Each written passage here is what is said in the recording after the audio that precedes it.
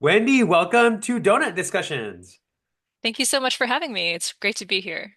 Yeah, and it's really exciting to have you and also you representing Acterra in this way because for us, the San Jose Donut is really critical to identify and to empower and also to honor the people who are already doing the really healing donut economic work. So, yeah, I just want to I would love for you to open up. How do you feel you're representing yourself in the donut economic story and what you guys are doing?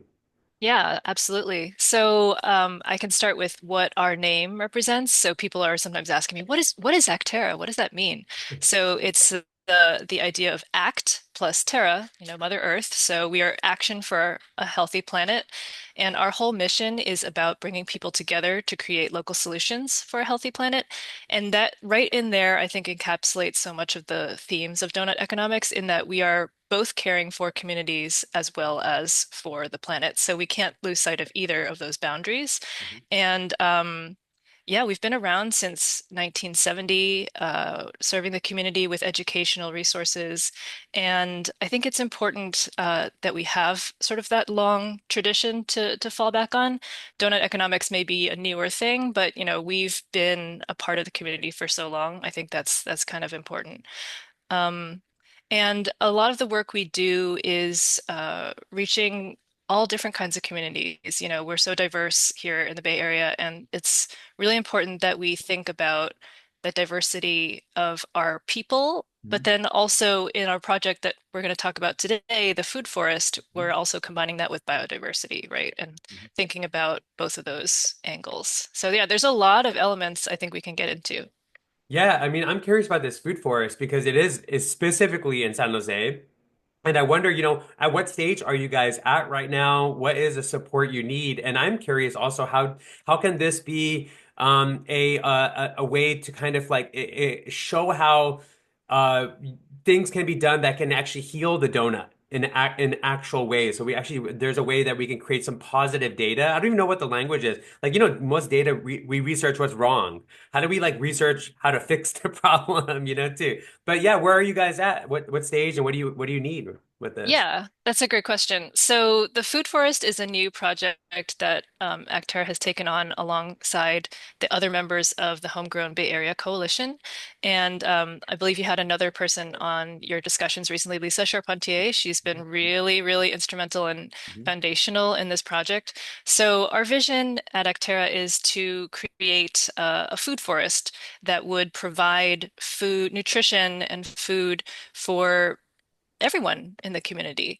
Mhm. And often when we think about urban places, those are places that are deserts in terms of fresh produce, Right. fruits and vegetables that are so important to the diet. And people don't realize that the solutions could be right at hand. You Mhm, could mhm, do mhm, something mhm. for the community locally. So we're planning, we already have this one site that's been identified at Educare, a preschool in San Jose, Oh, and they've nice. been wonderful partners. And so we had a kind of a dedication ceremony where we kind of began the work officially around Earth Day, which is a great celebration. And what we're doing is we're continuing monthly meetings to kind of grow our supporters because Mhm. what we need right now is volunteers. We need people to actually come out and help us with weeding and planting and taking care of this food forest. And then the results will be something that can last a really long time. So the difference between a food forest and a community garden, say, is often the community garden will have to be replanted constantly, right? Right. Like you have to kind of be always working on it and introducing new things. And then the vision of the food forest is it's a little slower to get it off the ground initially, but then it will be more of a permaculture, Right. something that will last a long time Yeah. with fewer inputs. So that's kind of where we're headed. And so, yeah, people can visit our petition site to just register that they are supporters of this idea. And we also invite you to go to our website, acterra.org, and check out what we're doing at Homegrown Bay Area. So what And what what then, I what I heard in that though, two things I want to pin on, if you don't mind, Wendy, is one, I what I hear between the lines is we need to do a donut eco fest where we invite a bunch of people who don't normally get in the soil to come and help with the weeding and help kind of activate and even support this land. and the community. So I hear Yes, that we have a fun volunteer festival, right? absolutely.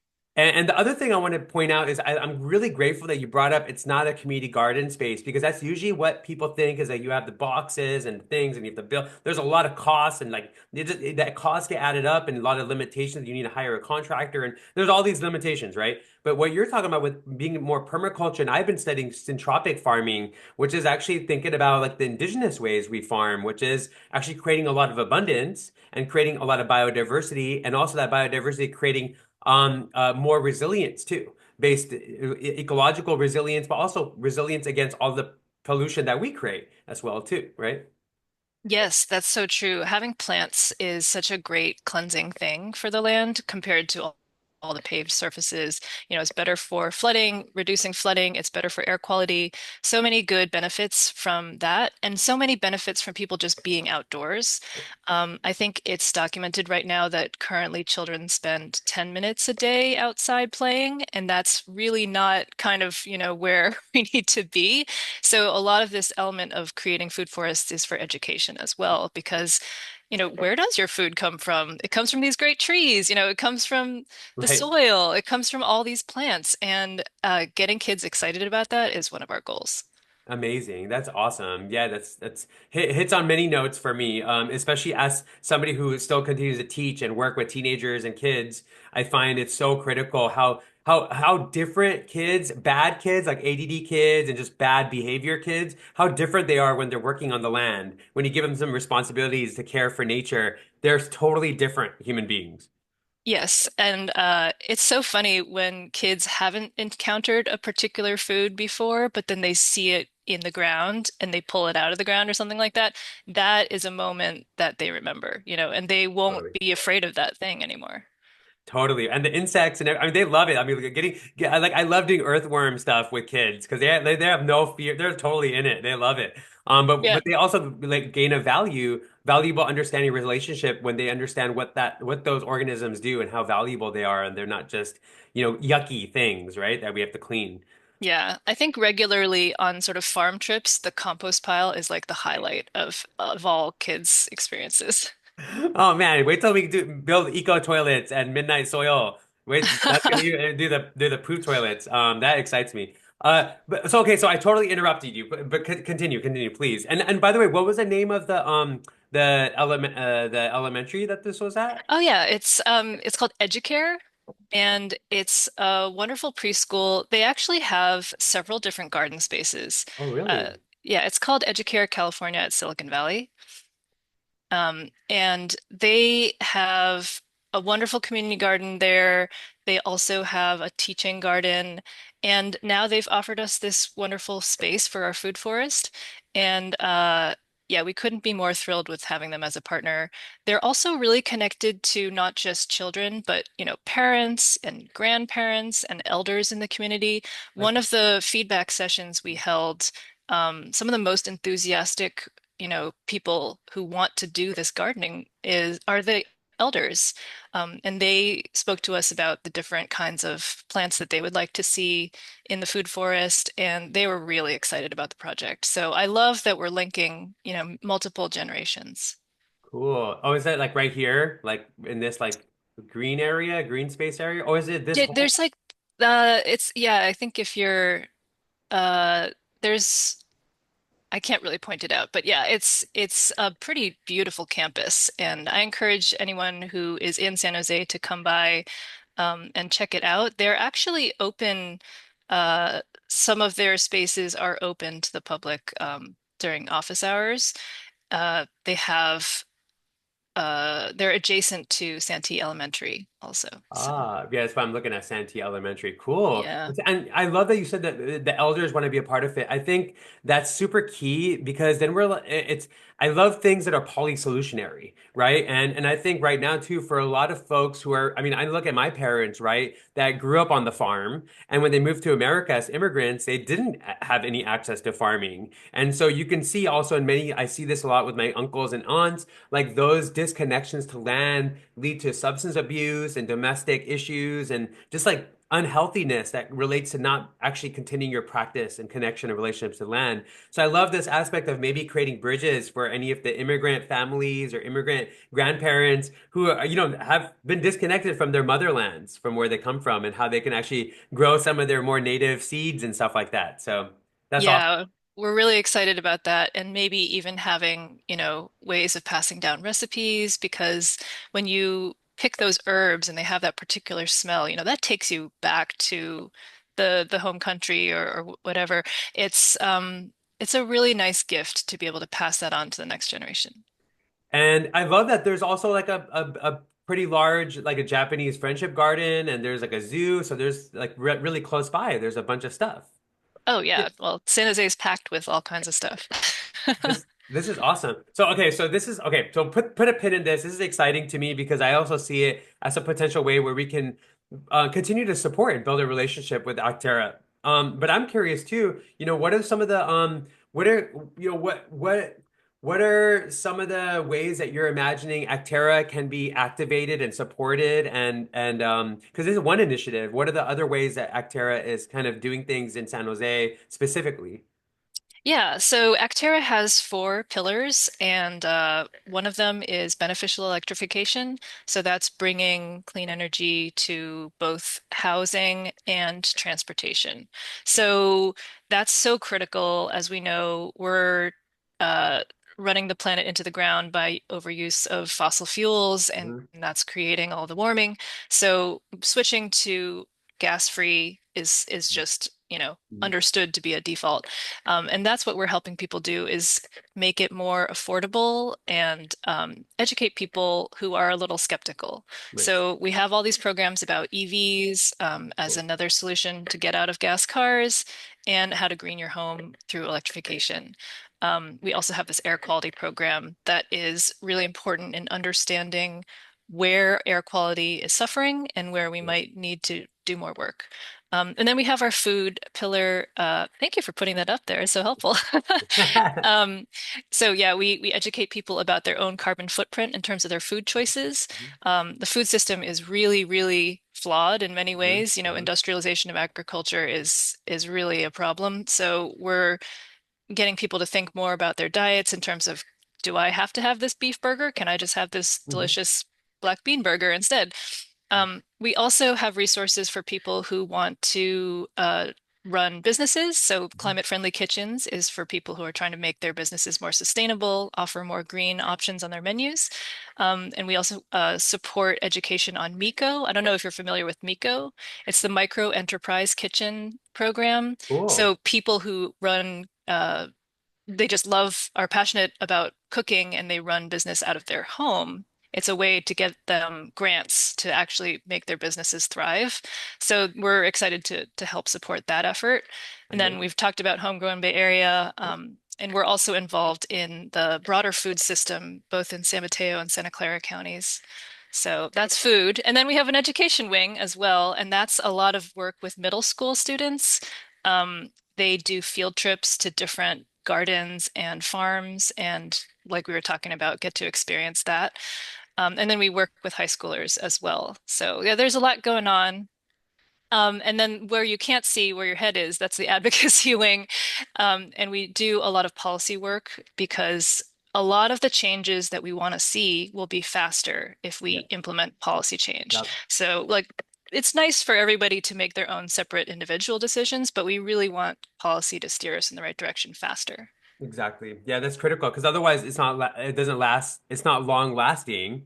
And also like systems change. And so how do you ensure those things is through actually having policy and the policy in my opinion, we need to have adaptive policy because as we see, if you have a new innovation or invention, you gotta adapt your policy because things are changing. It's kind of funny how we're still using like we're using still using constitution and laws and like that were made 100 something years ago, and we have like internet now. It's like, hold on one second, we kind of need to go back to our constitution a little bit and kind of adapt some stuff for what we're dealing Yeah. with.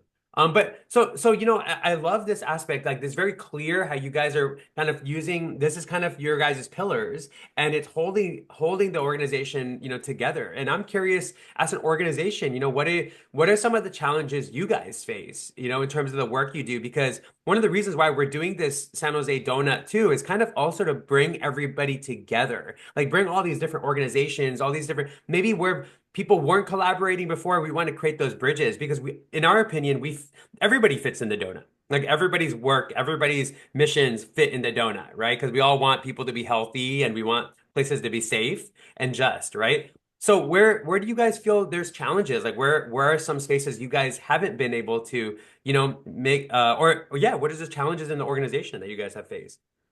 I think there's different ways you could answer that question. One really kind of general way of looking at that question is our whole society has a mindset around convenience and Mm, efficiency, mm, mm, mm, whereas a sustainability mindset is not about taking the fastest route, mm, the mm, most direct route. It might be a slower route to grow a plant, and watch it flower and then watch it fruit and then harvest that fruit. That's going to take a long time. But isn't that more ultimately sustainable than mm, something that's just the quick solution? So mm, I think a lot of people, especially in our region, they're looking for fast, fast, fast, fast, quick, quick, mm, mm, you mm. know, DoorDash, everything is at the drop of a hat. And it's hard to penetrate that mindset sometimes and tell people there's a better way. Right. I don't know what your thoughts are on that, but for me, I feel like that is a major challenge. Yeah, and as you're even sharing that, I feel it's there's like two sides of it, right? Like the actual things, the things that will create the systemic benefits. You're right, they take time and they take nurturing, and they take effort, right? Um, my, what I've been contemplating, and not just contemplate, experimenting with, not just myself, many colleagues. A lot of the folks I collaborate with are nurses, like working nurses, working Yeah. farm workers, working engineers, like I love working with the working class because I come from the working class. I'm a part of the working class. So for me, it's like, how do we reimagine the work?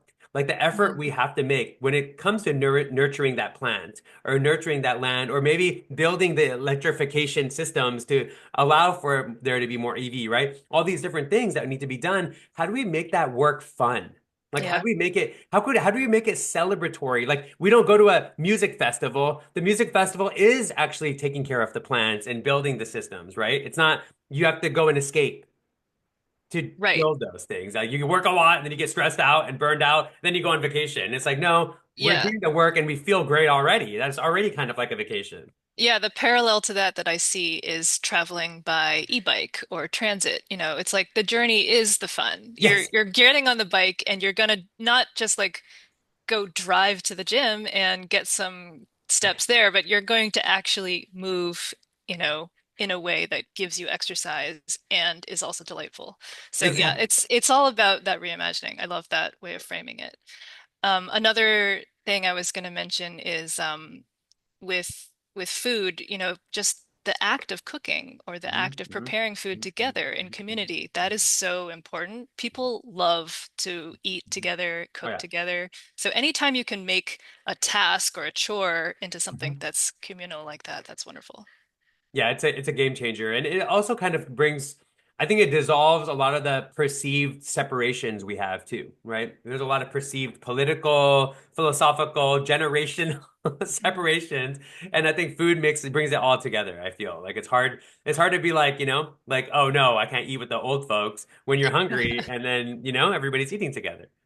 Yeah, yeah, there's a lot of commonality in the sort of things that Acterra is working on, like clean water, clean air, energy, you know, food. These are all the fundamental things that you need to have for existence and for a good quality of life. So these are important things to be working on. And so you guys have like this awesome team. Look at this. Oh my gosh. She's like, look how beautiful everybody looks. This is awesome.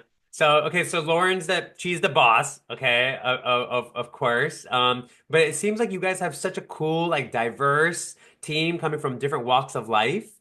Like, yeah, like share something with this. Like what makes you guys so special and so representative of what you're doing. Yeah, it's funny. When I joined Acterra in 2018, we were a bit smaller, and we've grown. I think we did a lot of pivoting in the pandemic, and were able to switch to something where we're working kind of from home.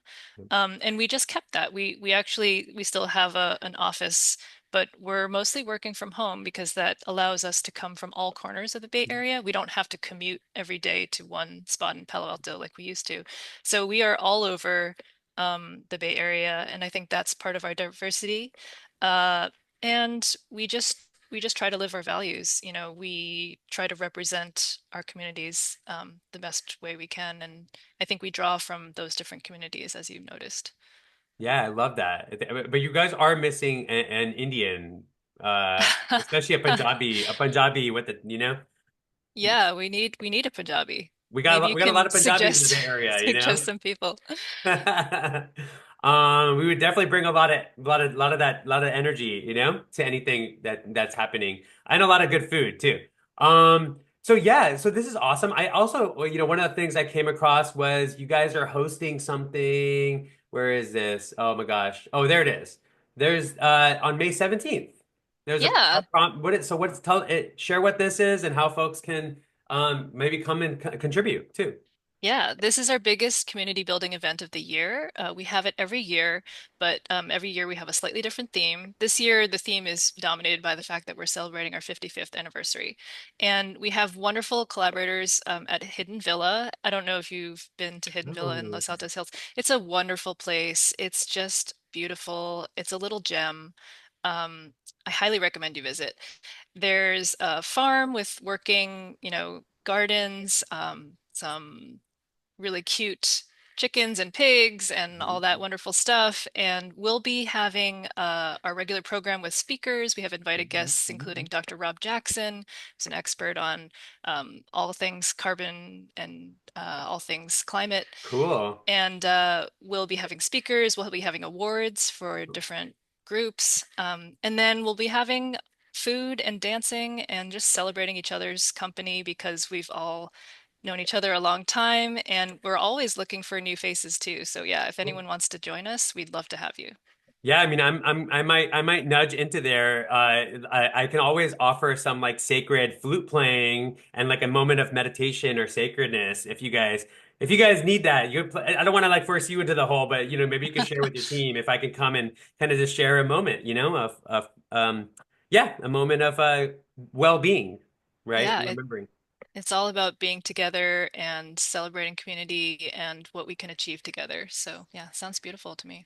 Okay, and then so, you know, we only have a couple more minutes together for this session, but I hope this is just the beginning of a relationship with what we're doing in San Jose with the donut. And you know, even as we're doing that, you know Lisa well, it's we're really tr our intention is to build a coalition that isn't that is cross-pollinating each other, but also like validating our work in the context of policy, but also in the context of communicating to the public how everything we're doing is kind of interrelated and interconnected, right? Because everything is so separate, and people, you know, we keep doing whack-a-mole with the problem, right? You have the education and the climate, and you have this. So, like, how do we start to be a little bit more cohesive and coherent with all of our work and intentions? And that being said, you know, just to, you know, go back to the donut, I'm not sure if you were able to kind of look at the donut a little bit over here, but if you were to, if you, off the top of your head, or maybe you put some thought into this, where do you feel Acterra, in San Jose specifically, what are the specific social and ecological indicators you guys are affecting, or you know, effecting or affecting? I don't know what the right English is not my first language. Well, what do you feel you guys are affecting? Yeah, I think If you Actera's work if you should, want, I can go to like a bigger picture. yeah, let's zoom in on it if Hmm. you can. Yeah, totally. I can want me to go ecological first or social first? Ecological, I think. All right. That's California's donut, right? We did all the research and we did all California's, and there's a social foundation. Okay, so here's the ecological, and you can see all the different choices. Yeah, well, certainly our top one is going to be working on that climate problem. I'd say that's where our mission has truly focused us. And in terms of greenhouse gas emissions and all of that, we're also really concerned about just general air quality and air pollution. So that's another Hmm. indicator we're looking at with data and sensors and things like that. Hmm. Um, I think just generally the green space element as well, like Hmm. land use for Hmm. green space. Hmm. Those are kind of the key elements. And I guess you guys you kind of did mention biodiversity in the sense that you want to do permaculture and you guys want to build that I think that's also I would put that in there too. Are you, I mean, I'm curious, I'm looking at Acterra when I was looking at kind of the background intentions. I mean, are you guys also in the space of like advocating against chemical pollution, or is it more like a secondary or secondhand kind of result of what you're doing? We do, if there are policies that come up that have to do with pollution, we are definitely going to be against it, like the current Superfund bill, Mhm. Make Polluters Pay. That's an example of something that we are um, supportive of that bill that would make the fossil fuel companies have to pay for damages. So yeah, things like that we would definitely be. Oh, another example is there's a bill that Senator Cortese proposed, which would retire diesel locomotives so that we can't just pass them along to another country to pollute with, if we're upgrading our Right. equipment, don't just give that to somebody else to keep it going. Yeah, I'll give it to some of us like engineer nerds, and we'll do some fun stuff with it, right? We'll make it a playground of something, cool futuristic, post-futuristic, whatever. We could play with that. Yeah. And you guys don't do any watershed stuff like fresh water or like, I mean, ocean is on the other side of the bay, so Yeah, we don't really work on oceans. We used to work on a lot of land use that had watershed implications back when we were in the 80s. But yeah, we've focused more to the terrestrial stuff now. so Did you want to also talk about the social I do want to talk about the indicators? social. Let's go over here. So Yeah. here we go. So one of the interesting projects that I'm working on right now is work with San Quentin, the correctional facility, Right. and it's trying out a new model, the California model, which Governor Newsom is a proponent of making the prison a more humane place, right, where needs are met. So I think it's really important to think about the many systems in a carceral place like San Quentin. There's food, Mhm. but there's also, general well-being, empowerment, uh, life skills that need to be Mhm. preserved. Right now, there's no compensation for the work that they do. We would like there to be worker cooperatives allowed in prisons so that people can gain Oh, skills and also, learn how to be more functional once they are released. So totally. that's a really important aspect of our work. I love that. Yeah, that's really important. Actually, it's funny. I've been a part of programs where we brought Zen meditation into San Quentin and taught it to folks who incarcerated folks who would then mentor and teach it to folks and it had amazing results. I mean, talk about bringing mental health, like mental well-being practices and community health. So you're right, connecting even ecological practices. I wonder what the implications of that would be as you guys are doing the stuff you're doing. How, what would earth work, or earth building, how that would impact the mental and physical health of folks there too, and developing skills too. You're right that can become leverage when they get out to get a job or create a business, right? Where they're building ecological structures or building community gardens or food forests, or right? Exactly. It's all connected, as you said.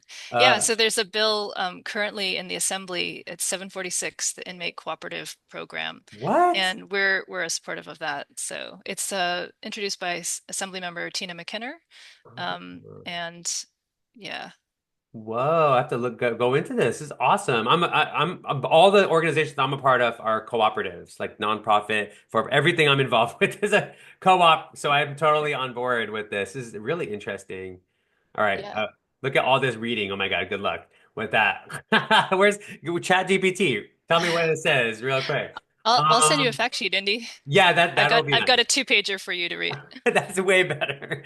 Um, and so yeah, so I feel like what you guys are doing is you're hitting the food for sure, hitting the health situation, definitely hitting the education system, right? I would say because you're literally doing it in a school, right? Yeah. This food forest. What about income and work? Are you guys facilitating opportunities and potential paths? I mean, you're doing it with this work with San Quentin. Anywhere else? Yeah, we are interested in being part of a broader coalition to work on green jobs, Cool. green trades, especially in the clean energy economy. I think Right. there's so much growth there. So yeah, we're definitely a part of that. What about peace and justice? That is something that is a little bit more removed from what we're doing on a daily basis, but I think, there's so many partners in the space that we support. And I mean, justice in the sense of we're all working on justice. We're all working on equity, right? I So, would say so. I know you always got to remember like all the language in the donut can change in the community. Like when I go to like rural communities that are very much a different other type of political leaning than like the more like liberal areas, you have to use completely different language. Like if I use the same language, they're like totally turned off. But when I like listen to what they care about and what their value set are, it's just different language, but the same values, oh, the yeah. same intentions. So yeah, are any of the other things popping up? I mean, I know energy is definitely a big thing for y'all since that's Yes. literally one of the pillars, right? And transportation for sure. Transportation as well. Yeah, you're right. Are you guys doing anything in housing? No, we don't do things directly in housing, but we are so aware of the connection between housing and climate. It's no secret that people are commuting from ridiculously far away to come to the Bay Area, and that's creating all these emissions. We don't have enough housing, so we're aware of that, and we have lots of good partners that are working on that. That's great. So maybe you guys can build some of those bridges for us so we can have fill those data points in for San Jose especially. And I wonder too, like as you're talking about the green jobs, yeah, I'm a part of a few different groups where we are reimagining building things from Adobe and from hempcrete.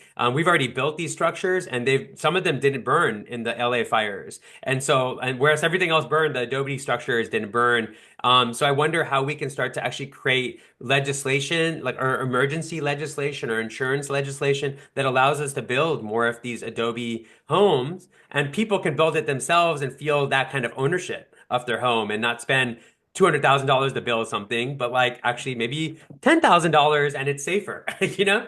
Yeah, resiliency is so important right now with so many different hazards, and yeah, that sounds like a great idea. Okay, so as we're coming, I mean, I'm so excited to connect with you, Wendy, because I feel there's so much we could talk about, and I'm such a nerd about political action and political voice too. So it's like that's a whole nother ballpark that my podcast is called Political Hope.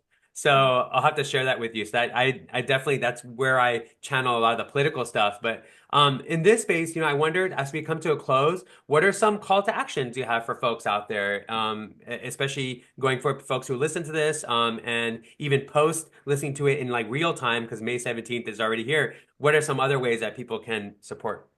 Yeah, thanks for asking that. Definitely, I recommend people visit acterra.org and sign up for our newsletter, sign up for our updates. We send out a newsletter every other week called Eco Happenings, and it's a great list of Cool. upcoming events and announcements and wonderful things like that, including the legislative updates. So, yeah, definitely sign up for that. Another thing people can do is check out that petition, the change.org/food forest in San Jose, Mhm. that you had up there earlier. And also, if you want to join us for our workday, either this month or another month, just email us at hgba@acterra.org to get out there in the dirt and enjoy the sunshine and see your fellow neighbors. Yeah, look at it. There's like all kinds of stuff you can get. Like you could do, and it's cool that you guys have it labeled. So it's like, all right, here's like a electricity one. This is like general. This is education related, electrification. It's cool. So you can like choose your adventure basically based on. Absolutely. Yeah. And if people are ever interested in volunteering, we have volunteer opportunities that we can let you know about. And you could also write for our blog. We have a blog. So yeah, we'd love to have contributions. What? Oh my God, that's awesome. Cool. All right, awesome. So, how do you feel? You feel complete, Wendy? Yeah, this has been great. Thank you so much, Indy. Thank you so much. And hopefully that we open this donut portal and it's not the end of it. Maybe the next time I see you, it's out there on the field, and we're having sharing some good food and we're weeding and clearing up that space for that, creating that food forest. That sounds awesome. Thank you so much.